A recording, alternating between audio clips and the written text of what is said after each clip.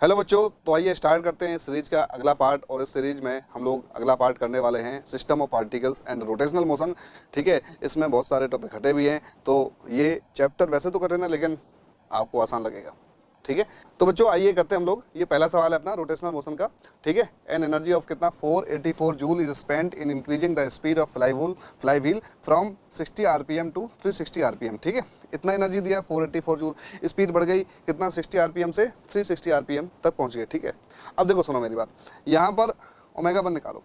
RPM ये frequency दी है और आरपीएम में अगर है तो ओमेगा निकालने का तरीका, ओमेगा 1 आ जाएगा बेटा 2 पाई n1 अपॉन 60, क्योंकि ये पर मिनट दी है, हमें पर सेकंड चाहिए, तो हो जाएगा बेटा 2 पाई n कितना 60 अपॉन कितना 60, आंसर कितना आ जाएगा 2 पाई रेडियन पर सेकंड। इसलिए ओमेगा 2 कितना आ जाएगा बेटा, इसी प्रकार ओमेगा 2 आ जाएगा कितना 2 पाई n2 अपॉन कितना 60 आ जाएगा कितना 2 पाई n2 कितना है 360 अपॉन कितना 60, तो कितना आ जाएगा बेटा 6 टाइम में कटाइए, 6 दूनी 12 पाई आ जाएगा रेडियन पर सेकंड। अब सुनो मेरी बात, यहाँ पर ही आ गया। इसके बाद आप क्या करोगे, जो आपने एनर्जी दी वो कहाँ जाएगी, इसके काइनेटिक एनर्जी चेंज में। तो इसके पास कौन सी काइनेटिक एनर्जी है बेटा, रोटेशनल काइनेटिक एनर्जी। तो आप बोलोगे 484 आपने दिया, किस में जाएगा, half I omega 2 square minus omega 1 square. ठीक है, तो आई बराबर हो जाएगा 2 इंटू 484, 2 इंटू 484 अपॉन कितना ओमेगा 2 कितना है बेटा 12 पाई का होल स्क्वायर माइनस 2 पाई का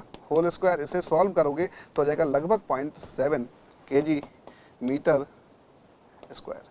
ठीक है, तो क्या बच्चों ये बात समझ में आई, कितना आसान सवाल था, आंसर हो जाएगा सेकंड, है ना। तो कोई कठिन काम नहीं है, जो एनर्जी दी उससे काइनेटिक एनर्जी चेंज हुई, बस आप कहाँ फंस सकते थे, ओमेगा डायरेक्ट रख देते, गलत आ जाता। ये फ्रीक्वेंसी है और रेवोल्यूशन पर मिनट में है, तो इसको चेंज करना पड़ेगा, पर सेकंड में निकालना पड़ेगा। इसलिए फॉर्मूला क्या बन जाएगा 2 पाई n/60।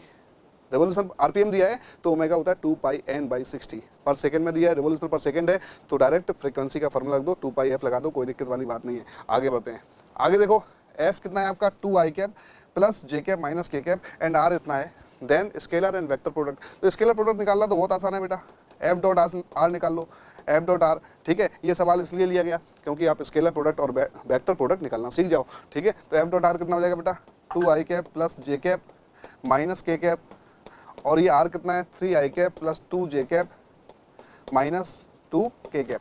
ठीक है, तो आई का आई से करो बेटा, जे का जे से और के का के से, इतना ही तो करना होता है। आई का आई से करा 2 3 6 हो गया, जे का जे से करा कितना हो जाएगा 4 हो जाएगा बेटा, नहीं कितना हो जाएगा, आई का आई से करा 6 हो गया, जे का जे से करोगे तो कितना 1 इंटू 2 2 आ जाएगा, और के का के से करोगे तो कितना आ जाएगा प्लस का 2 माइनस 1 प्लस का 2 हो जाएगा, कितना आ जाएगा बेटा 6 4 10 आ गया। ठीक है, अब 10 दो सवाल में है, 2 ऑप्शन में है। अब 10 2 ऑप्शन में है, एक फर्स्ट में और फोर्थ में, तो आंसर कौन सा होगा, तो आंसर हमें चेक करना पड़ेगा बेटा। अभी हमें डॉट प्रोडक्ट मिला, क्रॉस प्रोडक्ट और निकालना है बेटा। तो बेटा क्या निकालना है, F cross R, F cross R, F cross R कितना हो जाएगा आई जे के, और एफ के एलिमेंट रखो, आई के नीचे आई का, जे के नीचे जे का और के नीचे के का, कितना आ जाएगा बेटा 2 1 माइनस 1। फिर आर के एलिमेंट रखो, आई के नीचे आई, जे के नीचे जे, के नीचे के, तो 3 2 माइनस 2। ठीक है, अब क्या तरीका है, आई जैसे का तैसा, आई जिस रो में है वो खत्म, जिस कॉलम में है वो खत्म। ये रो है हॉरिजॉन्टल और ये वर्टिकल कॉलम है बेटा, तो जिस रो में है वो खत्म और जिस कॉलम में है वो खत्म। क्या बचा, 1 का -2 से करोगे तो -2 आ गया। ठीक है, क्रॉस मल्टीप्लाई करना है, 2 का -1 से पहले ऊपर से नीचे का, फिर नीचे से ऊपर का, दोनों का डिफरेंस लेना है। क्या तरीका, जो 4 एलिमेंट बचेंगे, जिस रो और कॉलम में आई है उसको खत्म कर दिया है ना, आई से स्टार्ट कर देंगे एक्सपेंशन। अभी 4 एलिमेंट बचे 1 2 -1 -2, तो ऊपर से नीचे का 1 इंटू -2 आ गया, 2 इंटू -1 कितना आ गया बेटा -2 आ गया, तो माइनस -2 करोगे। ठीक है, बहुत बढ़िया। फिर आ जाएगा क्या बेटा, जे का क्या हो जाएगा, जे को हमें माइनस के साथ लिखना है, माइनस कितना आ जाएगा जे कैप। ठीक है, जिस कॉलम में है वो खत्म, जिस रो में वो खत्म, 2 3 -1 -2 बचा, तो बेटा क्या लिखेंगे, 2 का -2 से मल्टीप्लाई -4 हो जाएगा, और 3 का -1 से मल्टीप्लाई कितना हो जाएगा -3, तो -3 आ जाएगा। ठीक है बच्चों, के का लिखेंगे, तो के जिस कॉलम में वो खत्म, जिस रो में वो खत्म, 4 बचे, 2 3 1 2, ऊपर से नीचे का 2 दूनी 4 हो गया, नीचे से ऊपर का 3 इंटू 1 कितना हो गया 3 हो गया, कितना आ जाएगा बेटा 2 दूनी 4, 4 माइनस कितना आ जाएगा आपका 3 आ जाएगा। ठीक है, अब इसको सॉल्व कर लो, तो ये फाइनल कितना आ जाएगा आपका, ये +2 हो जाएगा, ये -2, ये 0 हो गया, ये कितना हो गया 0, ये कितना हो जाएगा आपका -1, ये कितना हो जाएगा आपका +1 हो जाएगा। ठीक है, तो ये हो जाएगा आपका माइनस का 1 और माइनस प्लस जे कैप। ठीक है, और ये कितना आ जाएगा आपका प्लस का के कैप। ठीक है, तो इसका मैग्नीट्यूड कितना आ जाएगा बेटा, है ना, इसका F cross R, F cross R का मैग्नीट्यूड आ जाएगा √2 आ जाएगा। तो करेक्ट आंसर आ जाएगा, डॉट प्रोडक्ट आ जाएगा 10 और क्रॉस प्रोडक्ट का मैग्नीट्यूड कितना आ जाएगा √2, तो आंसर हो जाएगा 4। क्या बच्चों बात समझ में आई? बड़ा आसान सवाल था, थोड़ा ये क्रॉस प्रोडक्ट लेंदी हो जाता है, ठीक है, जैसा कि आप देख पा रहे हो थोड़ा सा लेंदी हो गया। आई जिस रो में जिस कॉलम वो खत्म, जे को माइनस लिखना है और के को लिखना है, तो आई जे के से एक्सपेंशन स्टार्ट करते हैं और इस तरीके से सिस्टम फॉलो करते हैं। तो आपका डॉट प्रोडक्ट और क्रॉस प्रोडक्ट दोनों के आंसर आपको पता चल गए। आगे बढ़ते हैं। The ratio of radius of gyration of thin uniform disk about an axis passing through its center and normal to its plane to the radius of gyration of the disk about its diameter। तो बेटा एक तो ये disc है, disc की ये जो axis है, ठीक है, ये इसके अबाउट जो मोमेंट ऑफ इनर्शिया हो जाएगा, सेंटर मास से जा रही एक्सिस है लेकिन डिस्क के प्लेन के परपेंडिकुलर है, मैंने क्रॉस लगाया हुआ है, तो ये I1 लिख लो। और एक जो डिस्क है उसकी जो एक्सिस है वो डाया एक्सिस है, ये बेटा मोमेंट ऑफ इनर्शिया कितना I2, ये भी सेंटर मास से जा रही है और ये भी सेंटर मास से जा रही है। तो I1 कितना हो जाएगा बेटा, I1 हो जाएगा कितना बेटा, I1 हो जाएगा mk1², ठीक है। तो कितना आ जाएगा, परपेंडिकुलर टू द प्लेन है चूंकि, तो कितना हो जाएगा mr²/2 बराबर कितना mk1²। ऐसे ही यहाँ हो जाएगा बेटा, पहली इक्वेशन बन गई है। यहाँ कितना हो जाएगा, I2 बराबर सेंटर मास से जाने वाली एक्सिस के अबाउट मोमेंट ऑफ इनर्शिया निकालो और किसके बराबर कर दो, mk² के बराबर कर दो, आंसर आ जाएगा। तो बेटा I2 कितना हो जाएगा बेटा, mk2² हो जाएगा। I2 कितना है आपका, डायमीटर एक्सिस है, कौन सी एक्सिस है, डाया एक्सिस। तो बेटा डाया एक्सिस के अबाउट कितना होता है, mr²/4 होता है, mr²/4 होता है, इक्वल टू कितना हो जाएगा, mk2² हो जाएगा। ये इक्वेशन 2 हो गया। क्या निकालना था बेटा, द रेशियो ऑफ, क्या निकालना था, यहाँ देखो, the ratio of radius of gyration of a thin uniform disk about an axis passing through its centre and normal to its plane to the radius of gyration of the disk about its diameter. तो k1/k2 निकालना है। तो बेटा इसको फर्स्ट/सेकंड कर दो, फर्स्ट/सेकंड करोगे तो k1/k2 कितना मिलेगा, ये 1/2, ये 1/4, तो कितना आ जाएगा बेटा, ये k², ये आएगा ना, ठीक है, k1/k2 का होल स्क्वायर कितना आ जाएगा बेटा, ये आ जाएगा 4:2, ठीक है, यानी 4:2 करोगे तो 2 आ जाएगा, k1/k2 कितना आ जाएगा बेटा, √2:1। तो करेक्ट आंसर हो जाएगा बेटा 4th। तो 4th answer is the correct answer. आप देखो एक एक्सिस सेंटर मास से जा रही थी जो कि नॉर्मल टू द प्लेन थी, दूसरी एक्सिस सेंटर मास जा रही थी सेंटर मास से, ठीक है, लेकिन डायमीटर के पैरेलल है बेटा, डायमीटर एक्सिस है और ये भी सेंटर मास है। और जब भी हमें रेडियस ऑफ गायरेशन सिखाया जाता है तो हम लोग कहते हैं, क्या कहते हैं, हम लोग कहते हैं कि भाई ICN को किसके बराबर कर दो, mk² के बराबर कर दो। तो क्या हो जाता है, k हो जाता है रेडियस ऑफ गायरेशन, ठीक है। दो इक्वेशन बनाई, डिवाइड कर दिया, आंसर आ गया, कौन सी बड़ी बात है। आगे, टू ऑब्जेक्ट ऑफ मास कितना 10 kg 20 kg respectively are connected to the two ends of a rigid rod of length 10 metre with negligible mass, the distance of centre of mass of the system from the 10 kg of the mass. सुनो मेरी बात, ये light rod है, ठीक है, light rod है, यहाँ पर कितना है 10 kg और एंड से कनेक्टेड है बेटा, ये कितना है आपका 20 kg, ठीक है। The distance of the centre mass of the system from 10 kg से सेंटर मास का सिस्टम का सेंटर मास निकालना, ये लाइट रॉड है बेटा, LIGHT। तो आपको पता है यदि 2 पॉइंट मास है, यदि 2 पॉइंट मास है, ये M1 है और ये कितना है बेटा M2 है, ठीक है, ये 20 kg है। तो M1 M2 अगर हम M1 से सेंटर मास का डिस्टेंस निकालेंगे तो मान लो सेंटर मास यहाँ है और ये डिस्टेंस हो गया आपका x हो गया, तो x होता है कितना, जिससे निकालना है वो नहीं, दूसरा वाला ऊपर आएगा M2 × R/M1 + M2। और अगर मान लो M2 से निकालें तो क्या आएगा, M1 × R/M1 + M2। Centre mass 2 point mass वाले सिस्टम का सेंटर मास निकालने का तरीका देखो, ये सेंटर मास है बेटा, अगर मान लो ये R1 डिस्टेंस है, M1 से निकालना है बेटा, ठीक है, ये डिस्टेंस कितना है R है और ये डिस्टेंस कितना है बेटा R2 है, सेंटर मास का R2 डिस्टेंस है किससे, M2 से। तो अगर R1 की बात करें तो कितना आएगा, M2 × R/M1 + M2, डायरेक्ट तरीका। और अगर R2 की बात करें तो कितना आएगा, M1 × R अपॉन कितना, M1 + M2। तो बेटा 10 kg से निकालना था तो कितना 20 ऊपर आएगा, तो 20 × R, R कितना है, लेंथ कितना था बेटा, लेंथ 10 मीटर है, 10 अपॉन कितना 20 + 10 कितना हो जाएगा, 30 हो जाएगा। आंसर कितना आ जाएगा बेटा, 0 से 0 गया, कितना 20/3 मीटर फ्रॉम 10 kg। तो आंसर हो जाएगा बेटा 4th answer is the correct answer. तो कोई कठिन काम नहीं है। और याद रखना 2 पॉइंट मासेस, ठीक है, को ज्वाइन करने वाली लाइन के परपेंडिकुलर कोई एक्सिस है और उस एक्सिस का मोमेंट ऑफ इनर्शिया मिनिमम करना है, तो वो एक्सिस कहाँ से पास होगी, सेंटर मास से, ठीक है। तो अगर मान लो ये है, ये 10 kg है बेटा और ये लाइट रॉड है, ये 20 kg है, लाइट रॉड है बेटा, ठीक है, 20 kg है, और बोला कि ये एक्सिस है, ठीक है, और अगर इस एक्सिस के अबाउट I मिनिमम है, मोमेंट ऑफ इनर्शिया मिनिमम है, तो ये क्या होगा बेटा, x क्या होगा, तब भी x कितना होता, ठीक है, 20/3 होता, क्योंकि आपको पता है ये एक्सेस कहाँ से जाएगी, सेंटर मास से। तो आगे आने वाले सवाल मैंने सॉल्व कर दिए। ये बड़ा इंपॉर्टेंट कॉन्सेप्ट है। यदि 2 पॉइंट मास को ज्वाइन करने वाली लाइन है ना के परपेंडिकुलर एक्सिस है और उस एक्सिस के about minimum moment of inertia निकालना है, तो वो एक्सिस किस पॉइंट से जाएगी, सेंटर मास से। ठीक है, आगे the angular speed of flywheel moving with uniform angular acceleration changes from कितना 1200 आरपीएम टू 3120 आरपीएम इन कितना 16 सेकेंड। द एंगुलर एक्सेलेरेशन बताना है, क्या बताना है बेटा, एंगुलर एक्सेलेरेशन बताना है। The angular speed of a flywheel moving from uniform angular acceleration changes from 1200 RPM to 3120 RPM in 16 second. Uniform angular acceleration है तो आप बोलते हो ओमेगा बराबर ओमेगा नॉट प्लस कितना अल्फा टी, ये वाला फॉर्मूला लगा दो, तो omega minus omega nought upon कितना टी बराबर अल्फा।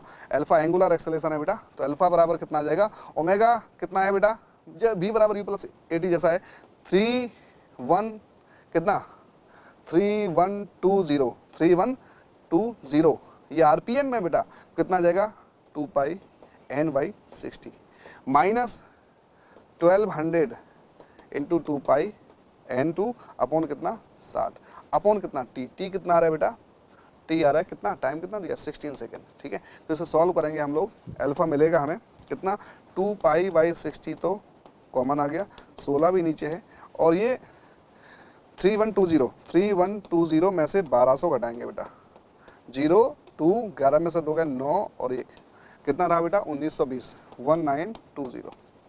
ठीक है, तो अब इसको सॉल्व कर लेंगे बेटा, 0 से 0 गया, 2 तिया 6 16 तिया 48, तो 192 पाई अपॉन कितना जाएगा 192 पाई अपॉन कितना 48। ठीक है, 192 पाई अपॉन कितना 48। तो आप ये देखो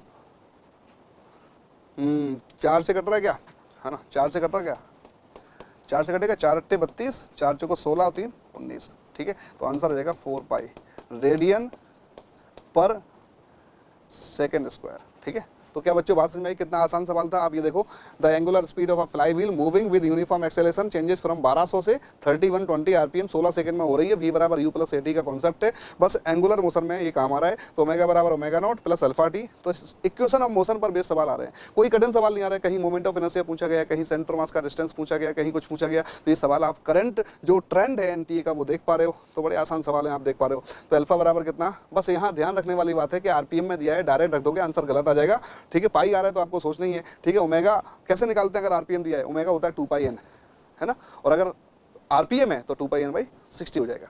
ठीक है, तो बेटा ओमेगा 2 ओमेगा 1 अपॉन 16, इसको सॉल्व कर लिया तो आंसर आ गया कितना बेटा 4 पाई, यानी fourth answer is the correct answer.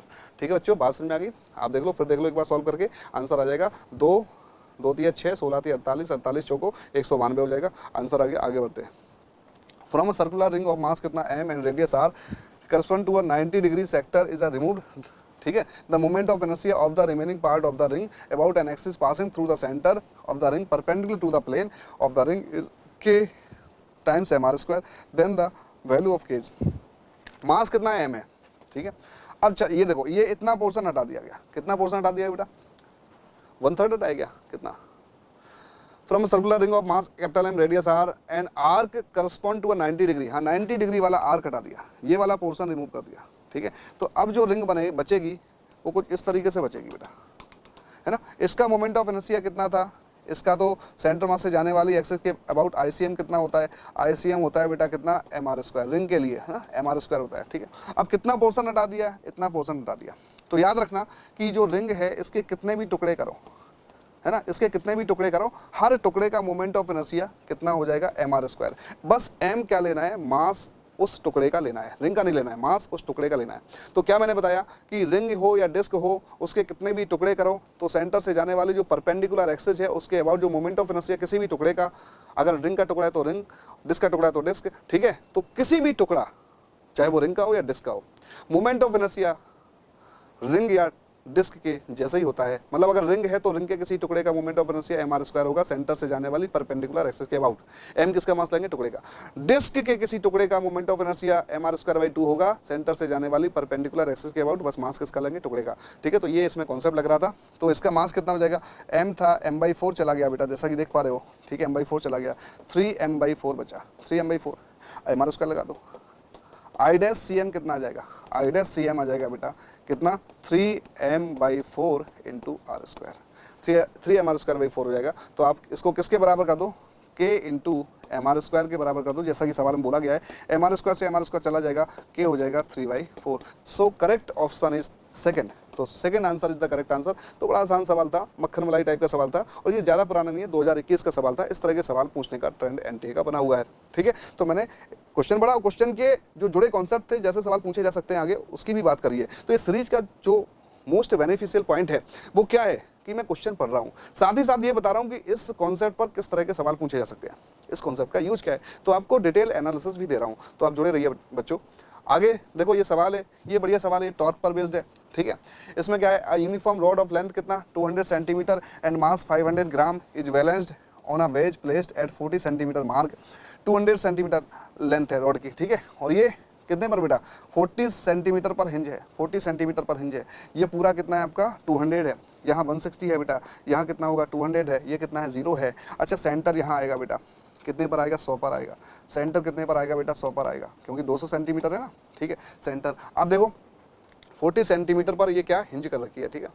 Mass of 2 kg suspended from the rod at 20 centimetre, another unknown mass m is suspended from the rod at 160 centimetre mark as shown in the figure, find the value of m, find the value of so that the rod is in equilibrium. Rod equilibrium में बेटा, equilibrium की यदि बात करें तो net force equal to 0, net torque equal to 0।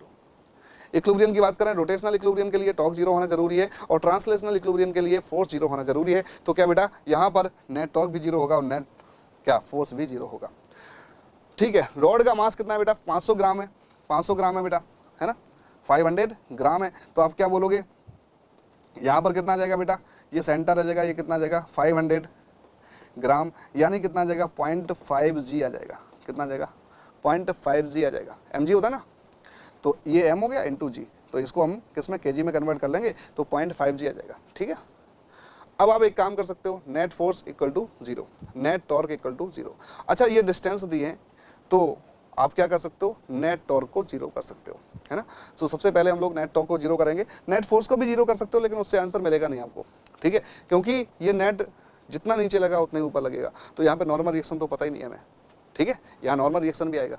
तो आप सबसे आसान तरीका इसमें लग रहा है, नेट टॉर्क 0 कर दो अबाउट हिंज। ये क्या है बेटा, हिंज है, हिंज। अब ये देखो, ये कैसा घुमाएगा, क्लॉकवाइज, है ना। ये देखो, जैसे मान लो ये हिंज है, तो ये ऐसे फोर्स लगेगा तो ऐसे घूमेगी, एंटी क्लॉकवाइज हो गया बेटा, एंटी क्लॉकवाइज। ये देखो mg 2 kg हिंज के अबाउट कैसे घुमाएगा, 2 kg ऐसा फोर्स लगाएगा, ऐसा फोर्स लगाएगा, ऐसे फोर्स लगाएगा, तो कैसे घुमाएगा, एंटी क्लॉकवाइज। ये 500 ग्राम, ये जो सेंटर मास है, इसका जो वेट है, ये कैसा घुमाएगा हिंज के अबाउट, ये बेटा घुमाएगा क्लॉकवाइज, ठीक है। और ये भी कैसा घुमाएगा, क्लॉकवाइज, ठीक है। तो आप ये देखो, ये क्लॉकवाइज घुमा रहा है, ये भी भाई हिंज इस तरफ है, ऐसे खींचेगा तो कैसे घूमेगी बेटा, देखो ना हिंज यहाँ है और ऐसे खींचेगी, ये फोर्स ऐसे खींचेगा, ये फोर्स ऐसे खींचेगा, तो कैसे घूमेगी रॉड, क्लॉकवाइज। और ये वाला फोर्स ऐसे खींचेगा तो कैसे घूमेगा, एंटी क्लॉकवाइज। तो आप क्या बोलो, torque clockwise equal to torque anticlockwise, तभी तो नेट टॉर्क 0 होगा, टॉर्क नेट क्या है 0। तो आप क्या बोलोगे, क्लॉकवाइज कितना आ जाएगा बेटा, क्लॉकवाइज आएगा 500 का 0.5 g, ठीक है, g मतलब ग्रेविटी, ठीक है, 0.5 तो वेट हो गया, मास हो गया बेटा, है ना, 0.5 kg, और इंटू ये डिस्टेंस कितना हो जाएगा, ये 40 है, और ये कितना है आपका 100 है, ठीक है, ये 100 है, तो ये कितना बचा बेटा 60 बचा ना, इंटू 60, सारे सेंटीमीटर में तो कन्वर्ट करने की आवश्यकता नहीं है। इसका कितना हो जाएगा बेटा, ये 100 है और ये 160 है, तो कितना बचा। अब देखो ये नहीं देखना है, ये 40 है ना, हिंज से देखना है ना, तो हिंज से ये रॉड के सेंटर मास का डिस्टेंस कितना है बेटा 60, ठीक है। अभी देखो ये m मास है, तो ये हिंज से कितने डिस्टेंस पर, ये 40 है, 160 है, तो 120 आ गया, तो प्लस कितना m इंटू कितना 120। अब mg आएगा ना, तो mg इंटू कितना 120 बराबर क्लॉकवाइज किसका मिलेगा बेटा, क्लॉकवाइज मिलेगा इसका, है ना।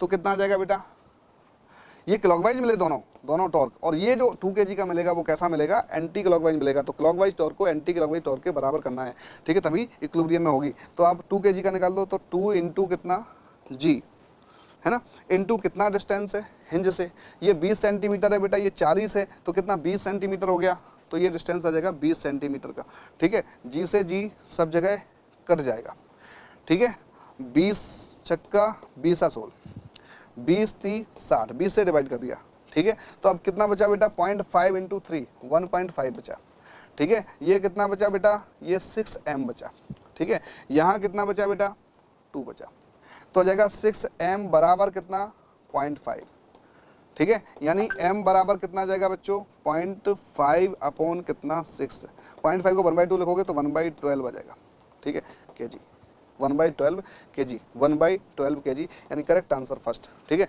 तो अब ये देखो बड़ा आसान सवाल था, थोड़ा लेंदी जरूर था लेकिन आसान सवाल था बेटा। इसमें एक रॉड थी, रॉड को हिंज करा गया था, है ना, 0 से 40 सेंटीमीटर पर हिंज करा गया था। ये पूरी रॉड 200 सेंटीमीटर की थी।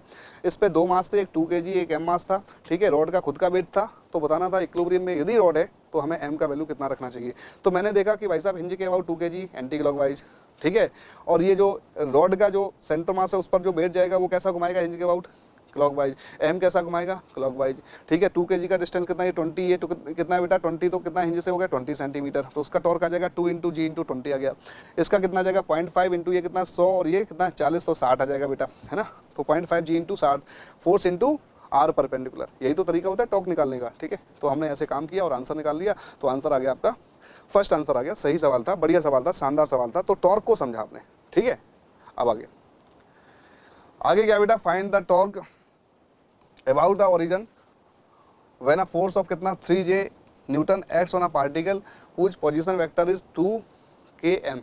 Find the torque about the origin when a force of 3J Newton act on the particle, ठीक है, whose position vector is कितना। देखो अब ये देखो, ये क्या है आपका, ये आपका y, ये है x और ये है z, ठीक है। ओरिजिन के अबाउट टॉर्क निकालना है, टॉर्क अबाउट ओरिजिन निकालना है। किसके अबाउट निकालना है, find the torque about origin when a force of कितना 3J के फोर्स लग रहा है, ठीक है, acts on a particle whose position vector कितना है बेटा, पोजीशन वेक्टर है कितना 2 km है, ठीक है।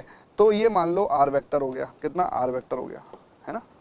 Find the torque about the origin when a force of कितना बेटा 3J, तो ये फोर्स हो जाएगा बेटा, ये ओरिजिन हो गया, ठीक है।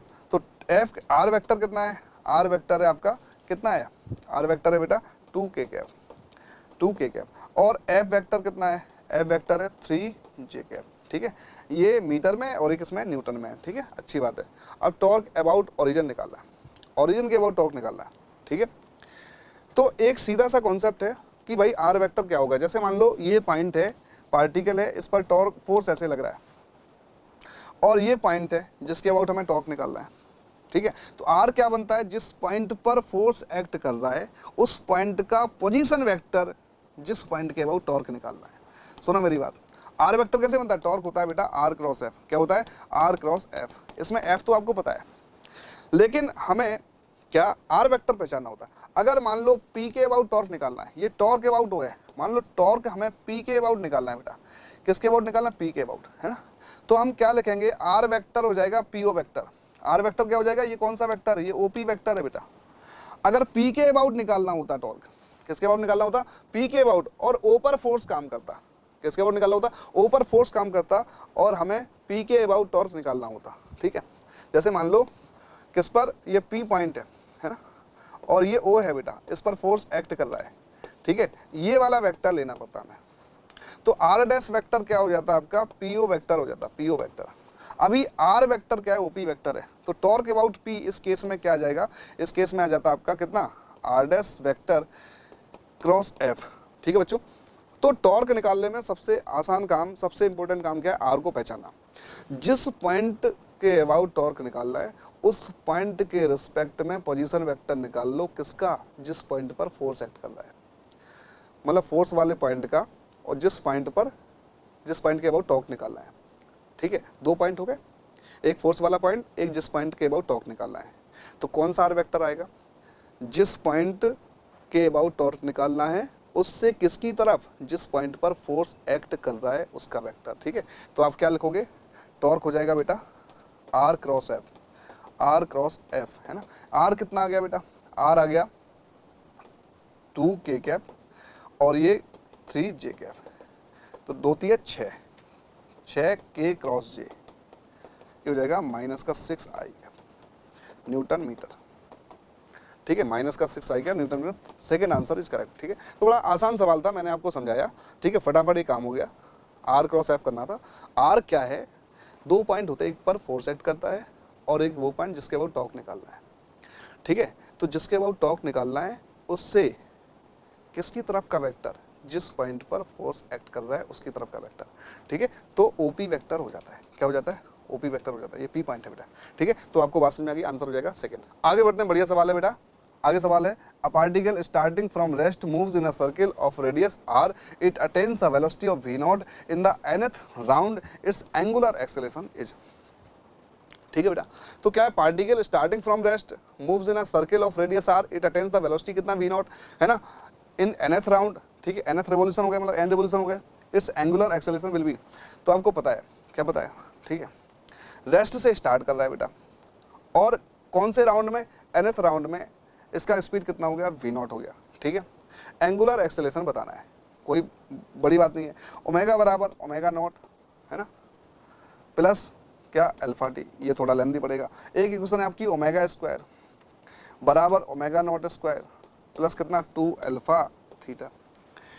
तो बेटा ओमेगा नॉट स्क्वायर जीरो, ये रेस्ट से स्टार्ट कर रहा है, ओमेगा कितना हो जाएगा, ओमेगा हो जाएगा बेटा कितना v बाई आर, है ना, ओमेगा हो जाएगा v नॉट बाई आर, इसका v बराबर आर ओमेगा होता है, v नॉट बराबर कितना आर ओमेगा, तो ओमेगा बराबर कितना आ जाएगा, v नॉट बाई आर आ जाएगा, इसका होल स्क्वायर बराबर 2 अल्फा थीटा कितना हो जाएगा, कितना एंगल घूम गया, एक रोटेशन में, एक रेवोल्यूशन में कितना घूमता है 2 पाई, तो n रिवोल्यूशन में 2 पाई इंटू एन घूमेगा कि नहीं, है ना।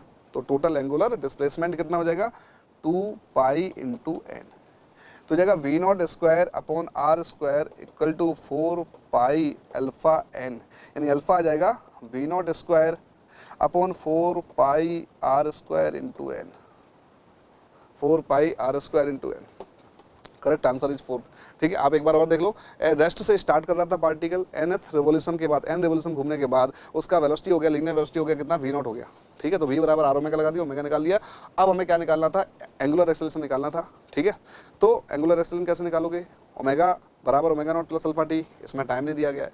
दूसरा क्या, ओमेगा स्क्वायर बराबर omega not square plus 2 alpha theta, इससे काम हो सकता है अपना, ओमेगा हो गया वेलोसिटी, ठीक है, और ये ओमेगा नॉट जीरो था, 2 अल्फा निकालना था, थीटा कितना हो गया, थीटा हो गया आपका कितना, एक रेवोल्यूशन में, एक चक्कर में 2 पाई घूमता है, तो n रेवोल्यूशन में 2 पाई n घूमेगा, ठीक है। तो हमने वैल्यू पुट करा के और ये अल्फा निकाल लिया, रेडियन पर सेकेंड स्क्वायर, तो करेक्ट आंसर हो जाएगा बच्चों 4th। आगे की बात करते हैं अपन। तो बच्चों ये सेशन रहा, ये इस सीरीज का पार्ट था, system of particles and rotational motion, ठीक है। तो ये बड़ा ही इंटरेस्टिंग सा पार्ट रहा अपना। आगे हम लोग इसी कड़ी में लेके आएंगे ग्रेविटेशन, बहुत इंपॉर्टेंट है, बहुत अच्छे अच्छे कॉन्सेप्ट की बात करेंगे क्वेश्चंस के जरिए। तो बच्चों जुड़े रहिए हमारे साथ, जब तक के लिए tata bye bye, all the best, thank you.